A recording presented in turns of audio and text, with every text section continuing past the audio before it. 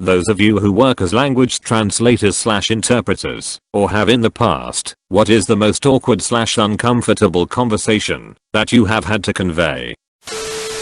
I was a conversation teacher for adults in Japan who wanted to practice more natural English, not strict formal grammar, but conversational. Not quite an interpreter, but one student was an 80-year-old man, the others called Mr. Dictionary, because his vocab was seriously exhaustive. There were very few words that could stump him, usually some type of slang. On the rare occasion he brought a printout to ask about a new word, I would get both excited and nervous to see what it was. This was in 2007. One day he pulls out a paper and says, I heard a news story about a scandal with an American radio host insulting some athletes. Please tell me, what does this mean? And with all eyes in the class waiting for my wise translation, he loudly and carefully pronounced, nappy-headed hosts. Edit. For everyone asking how I responded. Also very carefully, and with a lot of warnings, to not trot these phrases out themselves. Long time ago I did a pro bono interpreting gig for a community healthcare clinic. The doctor asked me to help call a woman who had come in for a pap smear to tell her she had an STD. She insisted it was only a cancer test and hung up on us. We had to call her back. She didn't answer the phone.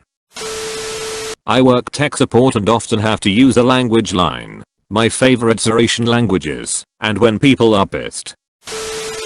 The company I work for has a Spanish translation team that I use very frequently and know all of them. We basically do customer service. The most awkward conversations is when you have an irate person on the other line that is cussing you out. Our translators are supposed to translate word for word unless vulgar language is used, then they can summarize.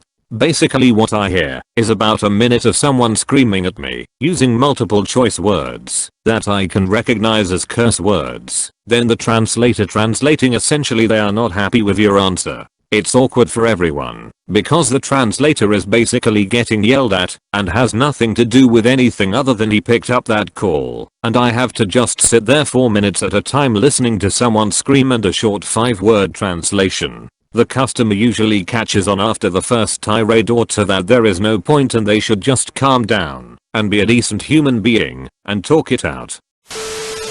This may not be awkward/uncomfortable per se, but I once worked for an American teacher in Taiwan who expected his interpreters to be able to translate puns into another language. He did not, or would not understand, that a pun in English isn't a pun in Chinese. I'm a translator, which means I only work with a written word. Not normally anything particularly juicy. However, I once had to deal with a landlord writing to Facebook to try and get Facebook to take down derogatory comments from his tenants.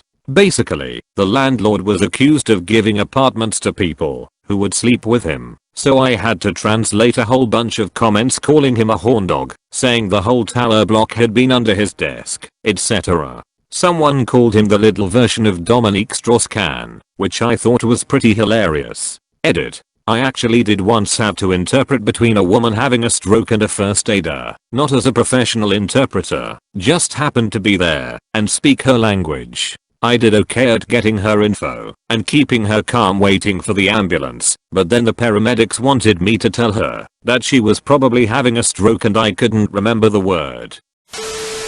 There are a few. One of the worst is having to relay bad news, like cancer diagnosis, especially when the doctor is extremely blunt or hurried. As an interpreter, you cringe and wish you could change even just the tone or the insensitive wording to make it sound more humane, but you really shouldn't, because as an interpreter your job is to relay the info as closely as possible. Another difficult situation is when you're called to a patient that is coding. This was especially difficult when I worked with pediatric patients at the children's hospital and trying to calm down the frantic parents. Another one is being called to the ER and then upon arriving, finding out it's a person I know outside of work, like a family friend. In that situation I would try to get someone else to interpret because of ethics, but it's still a tough situation because you want to help as much as you can while you wait on someone else to take over. I honestly could go on, but these are usually the exceptions, as I love my job.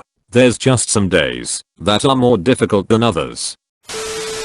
I was interpreting for a high school teacher who was participating in an event to try to get dropouts to come back to HS in a majority Hispanic neighborhood. Anyway, the school gave us a list with addresses that we had to go to try to persuade the kids/parents. We go to this one house and ring the bell. The mother answers. I start translating what the teacher was saying, and we go back and forth with the mother, asking her to see the kid. Let's call her Mariah.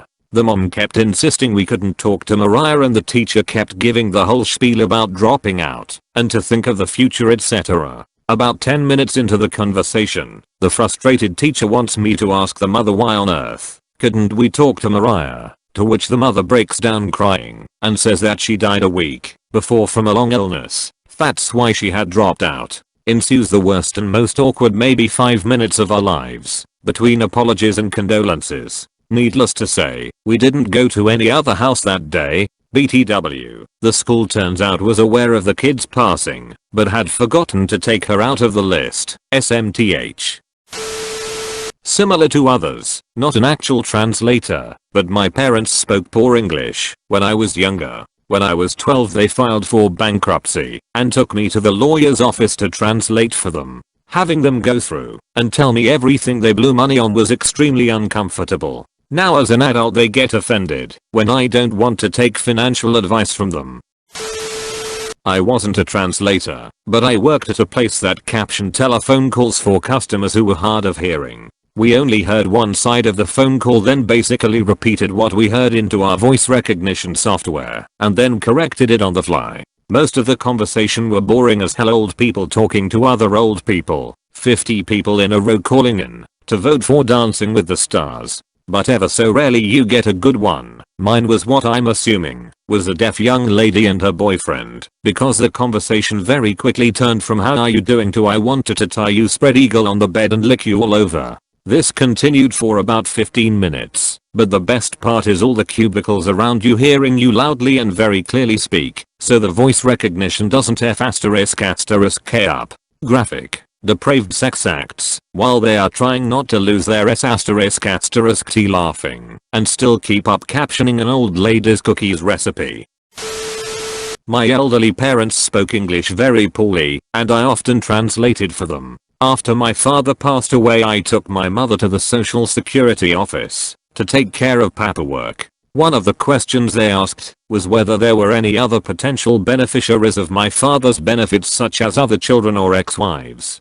Being an only child I immediately answered no. My mother asked me what the question was. I interpreted with my answer. She looked at me sheepishly and answered, "That's not exactly correct." It was then, at the age of 50 in the Social Security building, that I learned that my father had previously been married and had had a child. Mother and baby died during childbirth.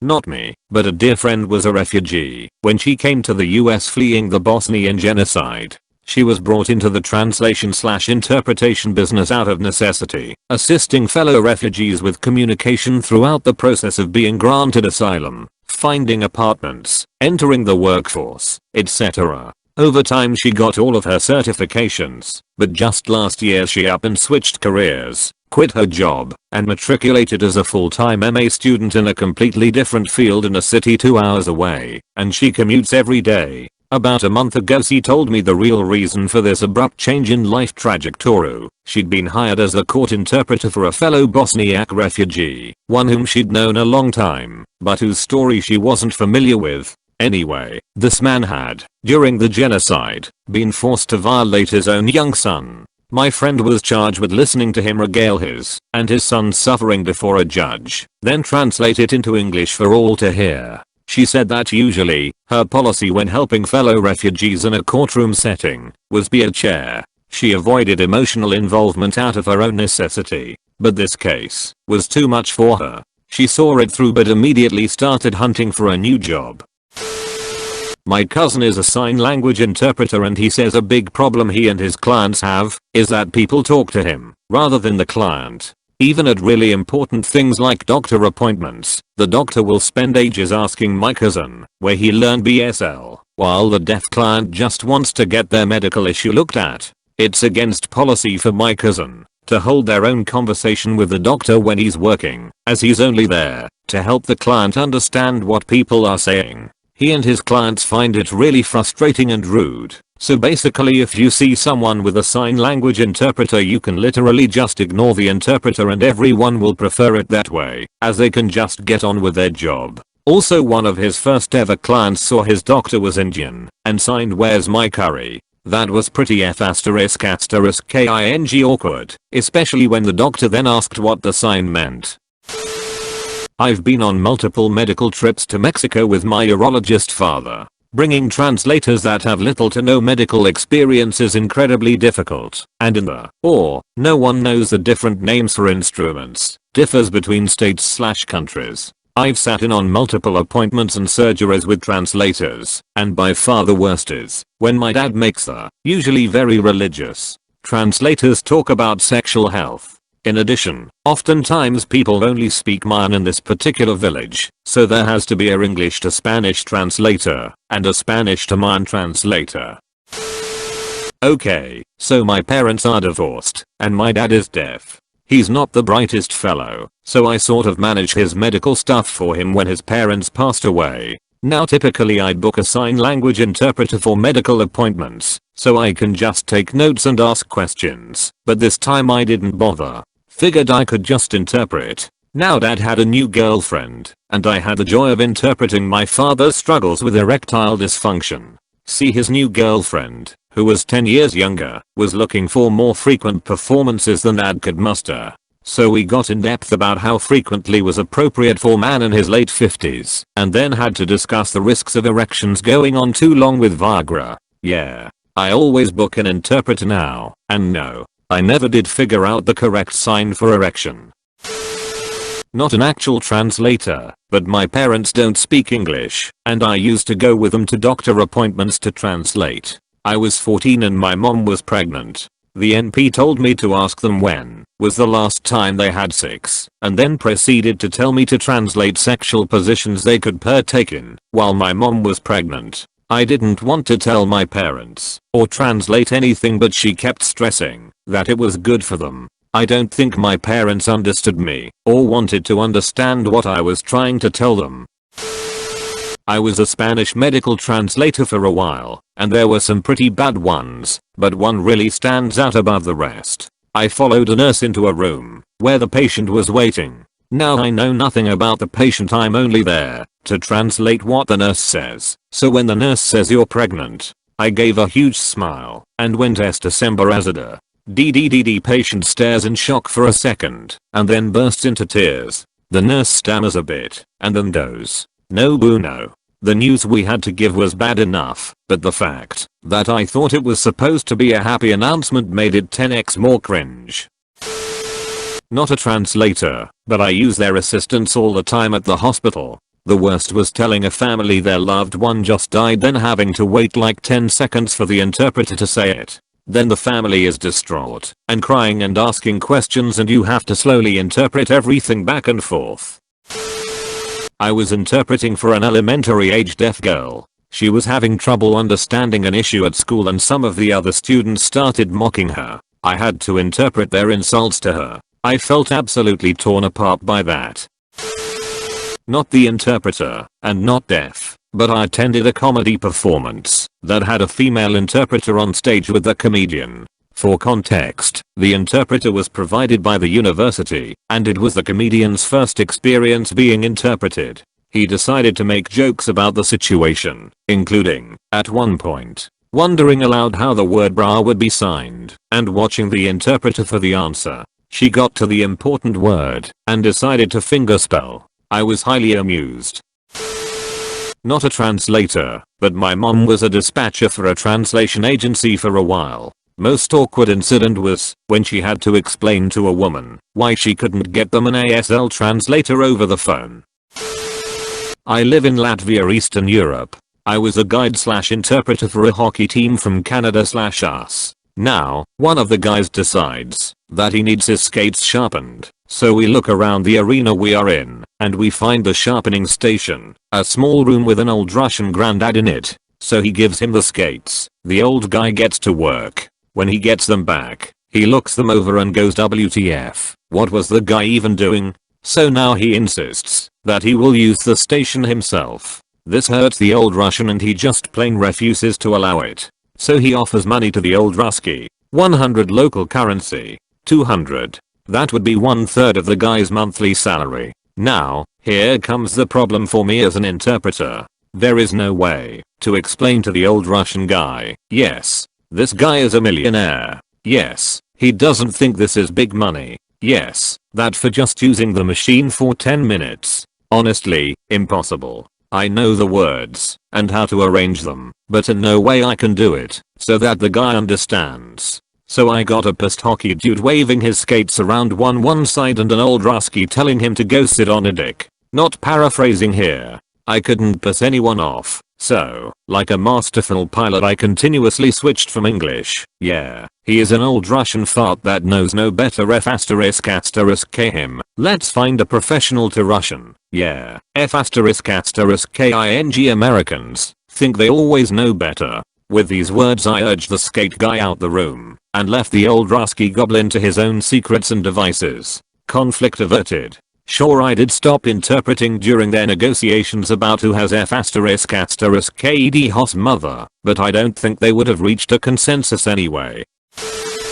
I went on a study tour with a group of people from my uni together with folks from a Japanese uni, and when we were all chilling in someone's hotel room one night, someone had the bright idea to play truth or dare. As the only one who spoke both English and Japanese, it was my job to translate the question/dares between the languages, and all the Japanese guys wanted to ask the girls were things like, what color are your underwear? Do you shave down there? When I first became a RN back in the early 90s, I heard of a case where a housekeeper was translating to a patient going to have surgery. The patient was a non-compliant diabetic that developed a diabetic foot ulcer that would not heal. The medical team tried to treat her wound, but would not heal due to the patient's non-compliance and uncontrolled diabetes. The patient was going septic and the foot needed to be amputated. The housekeeper was the one that was translating that her foot needs to be amputated, but did not have the heart to tell that to the patient. She would say that they were just going to cut the ulcer off. The housekeeper could not bring it to herself to actually say that your whole foot was coming off, even though she understood completely what she was translating. Patient signs consent, and foot is amputated. Patient wakes up and freaks out that her foot was amputated. This probably happened in the 80s. Now there are strict guidelines. We can only use global interpreters or hospital interpreters that went to a special class and passed the exam, which was hard for naive speakers of that language. No housekeepers, family members or nursing staff cannot translate for specific surgeries or risky procedures. Different Spanish-speaking countries have vastly different definitions of conchap, pindijo, malando etc. etc. You could be talking about a specific type of bread in one country and lady parts in another. My most awkward/uncomfortable moment by far was when I had to interpret for an Iraqi national who was briefly detained by the British Army in the early years of the war and was seeking compensation for it. The poor guy had been rounded up with a bunch of friends cowhawkers, beaten senselessly, and raped more than once. That was a rather painful conversation. Most uncomfortable for me was interpreting at a mental health facility, and a patient walked over to the payphone in the day room, sat down, grabbed the phone, and wrapped it around his neck before pushing his chair out from under himself. Most uncomfortable for other people in the audience was interpreting a sex education curriculum training for teachers. I was in heaven, because it's not often I get to use all the sex-related signs, but it was funny to see so many adults who were so embarrassed by talking about sex. Also sad that they would be taking that shame/embarrassment back to the classroom. I worked on a pregnancy risk assessment survey, conducting Spanish and English surveys. A 16-year-old girl who only spoke Spanish explained to me how she was raped and got pregnant, and throughout her pregnancy was abused, resulting in her losing the baby. I had to write down everything she said, verbatim, and wasn't allowed to say anything comforting to her despite knowing the feeling of miscarrying as well. Sadly, cases like hers weren't all too rare in the scope of the project. My time has come. I used to work as a corporate personal interpreter for visiting executives. What all the personal means is that my job didn't end with the workday. I would go around with these execs from morning to night, and sometimes through the night, depending on their plans, just interpreting / translating whatever they needed. This included any leisure activities. And wow, executives visiting Japan sure leap to wanting to find sex as soon as they can. Fe'd make sure I signed an NDA, and off we would head to a red light district. The most awkward situation I was in was with a drunk exec who wanted to have sex with the hostess of the club we were in. She was not a sex worker. She wasn't interested and was only humoring him. But I had to sit there for something like an hour as he started sweet talking her and then moved on to outright blatantly sexual stuff. As she was dodging this, he was getting more and more angry and belligerent and started directing it at me because she would obviously be falling all over him, a fat sloppy 60-something exec with more of a resemblance to Trump than not. If he had a better interpreter, I should make it up to him by having sex with him instead. And then he decided to call up one of the company directors he had met with earlier in the day to yell at them, through me, about how awful an interpreter I was because they promised him I would make sure he didn't have to worry about any language barriers, but now I wouldn't sleep with him and wouldn't interpret well enough to get the other girl to. There were countless times I had to interpret execs talking dirty to girls and explain that the sex trade rules were no penetration, with them getting upset about it. But they usually didn't try to force me to have sex with them instead, or make me call up the director to tell him I wouldn't.